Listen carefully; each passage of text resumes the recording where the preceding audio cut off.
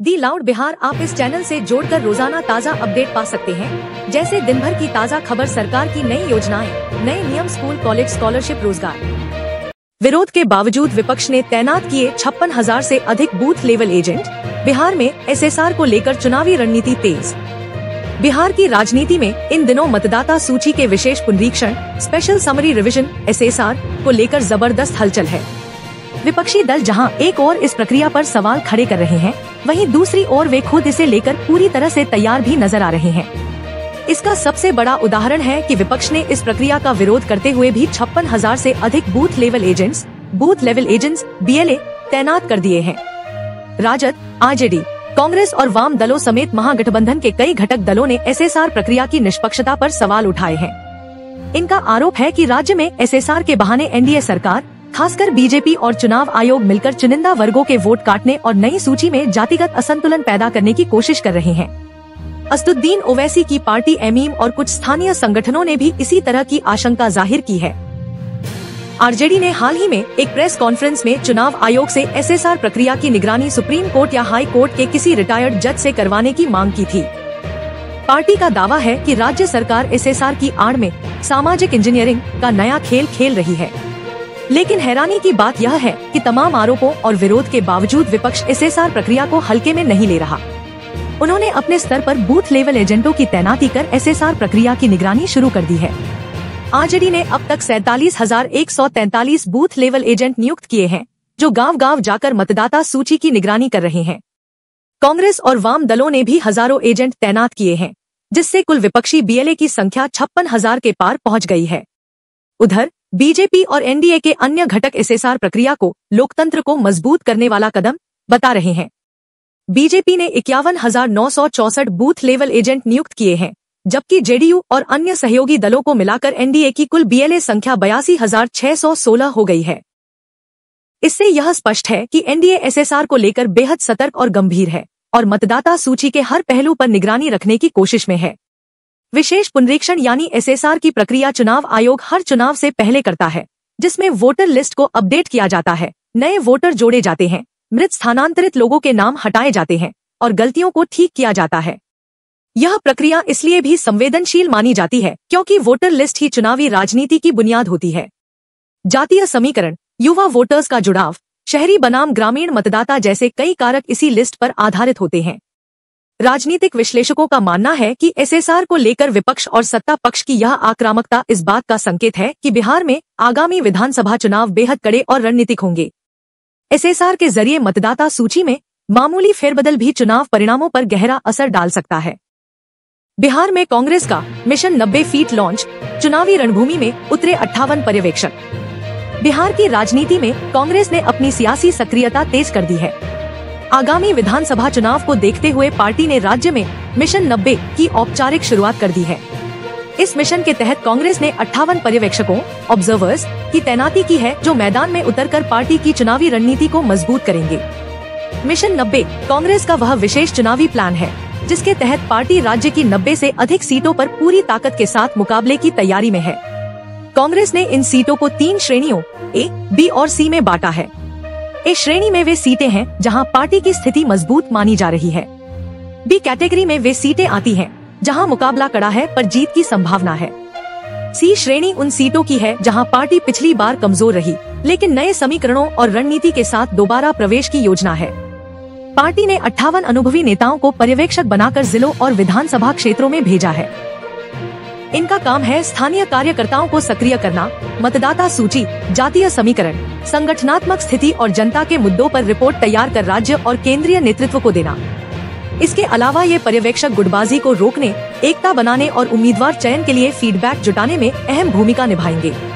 कांग्रेस के प्रदेश अध्यक्ष ने बताया, हम अब मैदान में सिर्फ औपचारिक उपस्थिति के लिए नहीं, बल्कि सत्ता में भागीदारी के उद्देश्य से उतर रहे हैं। मिशन 90 हमारा रोड मैप है, जिसमें जमीनी हकीकत और जनता के मुद्दों पर ध्यान केंद्रित किया गया है। 2020 के विधानसभा चुनावों के बाद से कांग्रेस बिहार में अपेक्षाकृत निष्क्रिय दिख रही थी, लेकिन अब पार्टी ने अपने पुराने ढर्रे से बाहर निकलते हुए जमीनी स्तर पर फिर से पैठ बनाने की कोशिश शुरू कर दी है। इस बार संगठनात्मक मजबूती, बूथ लेवल तैयारी और सोशल मीडिया को लेकर भी नई रणनीति अपनाई जा रही है। भले ही कांग्रेस महागठबंधन का हिस्सा है, लेकिन मिशन 90 यह संकेत देता है कि पार्टी आगामी सीट बंटवारे में मजबूत सौदेबाजी की तैयारी में है। यदि इन 90 सीटों पर संगठन और जमीनी पकड़ साबित होती है तो कांग्रेस ज्यादा सीटें मांगने की स्थिति में होगी।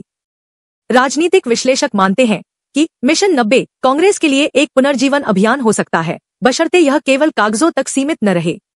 वरिष्ठ पत्रकार रंजीत कुमार के अनुसार कांग्रेस अगर बी और सी श्रेणी की सीटों पर भी मजबूती से काम करती है तो यह उसके लिए सीटों की संख्या बढ़ाने का मौका हो सकता है, लेकिन यह तभी संभव होगा जब पर्यवेक्षकों की रिपोर्ट पर तेज और ठोस कार्रवाई हो।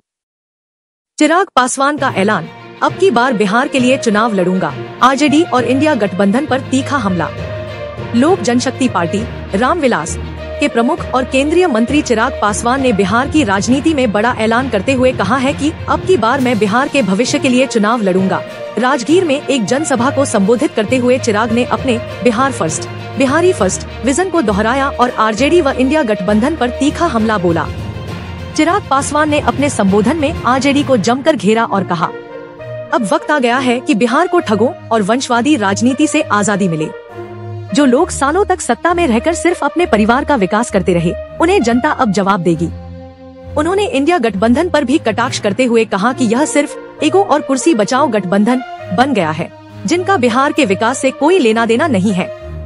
राजनीति में अपनी पहचान अलग बनाए रखने वाले चिराग ने एक बार फिर अपने vision document Bihar first, Bihari first को केंद्र में रखा।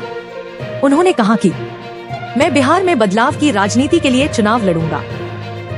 मेरी लड़ाई जात पात की राजनीति से नहीं, विकास के मॉडल को लागू करने के लिए होगी। हालांकि चिराग पासवान अब भी एनडीए का हिस्सा है, लेकिन उनके इस ऐलान को राजनीतिक विश्लेषक राजनीतिक स्वतंत्रता के संकेत के तौर पर देख रहे हैं। क्या वे एनडीए में रहकर बिहार की राजनीति में अगली पंक्ति की भूमिका चाह रहे हैं या खुद को एक विकल्प के रूप में पेश करने की योजना है, इस पर अटकलें तेज हो गई हैं। चिराग ने अपने भाषण में बिहार के युवाओं, बेरोजगारी, शिक्षा और पलायन जैसे मुद्दों को प्रमुखता से उठाया। उन्होंने कहा, बिहार के युवाओं को अब और ठगे जाने की जरूरत नहीं। मैं एक बिहारी के रूप में उनके भविष्य की गारंटी लेने आया हूं।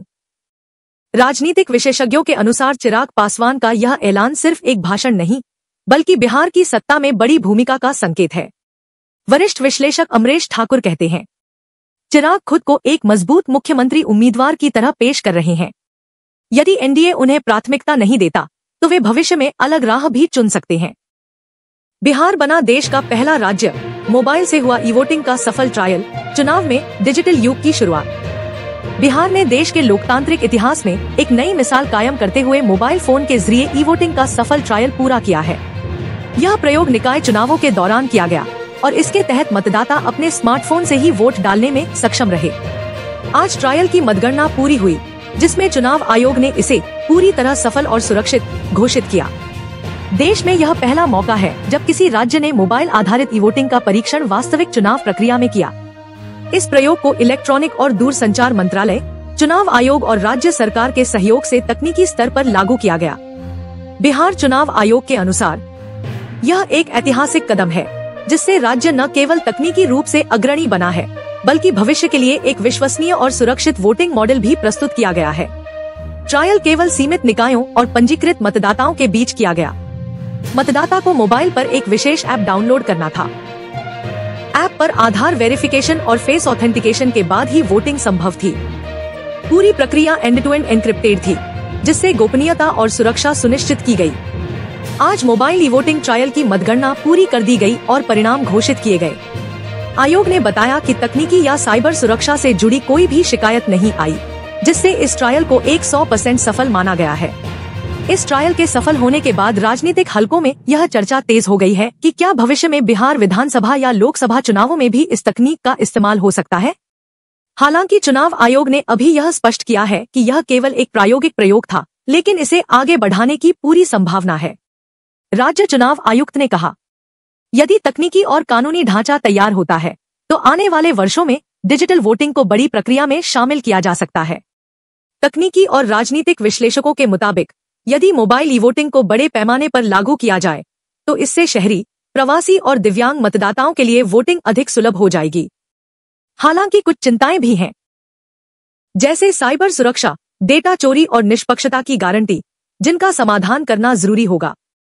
सत्ताधारी एनडीए ने इस पहल को बिहार की तकनीकी नेतृत्व क्षमता बताया। विपक्षी दलों ने कहा कि यह पहल सराहनीय है, लेकिन इसका उपयोग राजनीतिक पक्षपात के बिना और निष्पक्ष ढंग से होना चाहिए। बिहार ने मोबाइल ई-वोटिंग के सफल ट्रायल के साथ देश को डिजिटल लोकतंत्र की ओर बढ़ने का मार्ग दिखाया है। यदि यह मॉडल देश भर में लागू होता है तो यह भारतीय चुनाव प्रणाली में एक क्रांतिकारी बदलाव होगा। बिहार के 24 जिलों में भारी बारिश का येलो अलर्ट, गंगा कोसी में बाढ़ का खतरा, प्रशासन सतर्क। भारतीय मौसम विभाग (IMD) ने बिहार के लिए एक अहम चेतावनी जारी की है। विभाग ने 30 जून से 2 जुलाई तक राज्य के 24 जिलों में भारी बारिश की संभावना जताते हुए येलो अलर्ट जारी किया है। मौसम विभाग की इस चेतावनी के बाद संबंधित जिलों के प्रशासन को सतर्क कर दिया गया है। खासकर गंगा और कोसी नदी के किनारे बसे इलाकों में बाढ़ का खतरा जताया गया है। IMD के अनुसार जिन जिलों में येलो अलर्ट जारी किया गया है उनमें पटना, मुजफ्फरपुर, दरभंगा, भागलपुर, समस्तीपुर, मधेपुरा, सहरसा, खगड़िया, कटिहार, पूर्णिया, अररिया, सुपौल, वैशाली, सीतामढ़ी, गोपालगंज, सारण, मधुबनी समेत कुल 24 जिले शामिल हैं। इन क्षेत्रों में आगामी 72 घंटे के दौरान भारी वर्षा, तेज हवा और आकाशीय बिजली गिरने की घटनाएं होने की आशंका है। IMD ने चेताया है कि भारी बारिश के चलते गंगा, कोसी, गंडक और बागमती जैसी प्रमुख नदियों का जलस्तर अचानक बढ़ सकता है, जिससे निचले इलाकों में जलजमाव और बाढ़ की स्थिति बन सकती है। विशेष रूप से कोसी और सीमांचल क्षेत्रों में हालात ज्यादा संवेदनशील बताए गए हैं।